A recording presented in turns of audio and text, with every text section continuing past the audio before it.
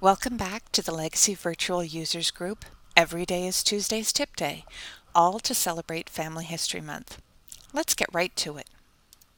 Today, we're going to focus on Windows. I had a few people ask me what I meant when I mentioned moving or resizing windows in Legacy. You just knew I was going to direct you to the help system, didn't you? To move a window in your Legacy program, and this works the same in your other Windows-based programs. You simply drag the title bar of the window to a new location. Your program may open in the middle of your monitor, but if you want to also open another program or perhaps a website, you can simply move your Legacy program either to the left, to the right, up or down by dragging it to wherever you want it. Now, depending on how large your monitor is, you might want to resize Legacy. And in this instance, you simply position your cursor at the border or at a corner of your Legacy program and you move it to either make it larger or smaller.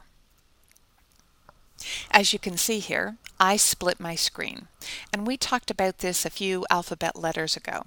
And then I resized both windows. Play around, if you haven't already, with resizing your Legacy window and the screens in Legacy so that you can make the best use of your monitor to work with your research as well as your database. And if you have 2 or more monitors, well then you're really in luck. And another aspect of Windows can be found at the Options ribbon in the Legacy toolbar. Simply select Customize, and then select Section 11. Here you can choose which companion programs Legacy uses as a default. So any of those windows that you want to open when you direct Legacy to open your web browser, and my default is Google, or your word processor, I use Microsoft Word, or your PDF viewer, and I use Firefox Reader. Whatever it is, you choose your windows. Another short W-inspired feature is Windows Print Screen or using the Windows Snipping tool. Now, you can find information about using the Windows Print Screen in the Legacy Help System. I use this method for some of my screen captures. My print screen feature is on my keyboard and it shares space with the Insert key. Since my print screen has a box around it, this requires that I press on both the Function key, and for me that's right beside my Control key over there in the left-hand corner. So I press on the Function key and the Print Screen Insert key. Then I paste that screen capture into my Windows Paint program, where I can crop, add text, and do all kinds of stuff. My preferred method, however, is to use the Windows Snipping tool. Now, some use an add-on program like Snagit, and whatever works for you is the best program. Remember that oftentimes a picture is worth 1,000 words. We can see clearly what someone means when they want to show us something.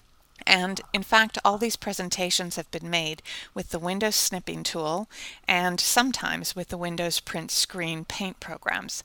Both of these are features of Windows. So play around and learn more about Windows and the features that help you share your Legacy windows.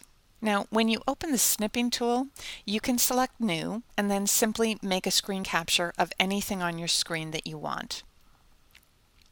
And as you can see here, you can save it, you can use a highlighter or a pen, you can even email it. Now, I'm doing something I don't normally do. I'm going to show you how the sausage is made. And this is my screen capture using the Print Screen and Paint feature.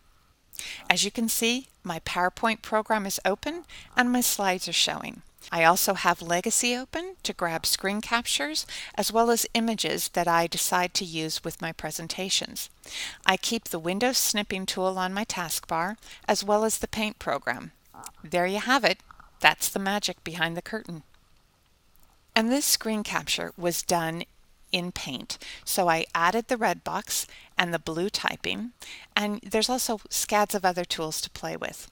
The next time you have an issue and you want to show us what it looks like, or the trouble you're having, or you want to share how you've customized your screen or the index or anything else, just make a screen capture and share it in the Legacy Virtual Users Group community. Thanks for joining us as we work our way through the letters of the alphabet to discuss well-known and little-known features in Legacy, all to celebrate Family History Month. I'll see you back here tomorrow for the letter X.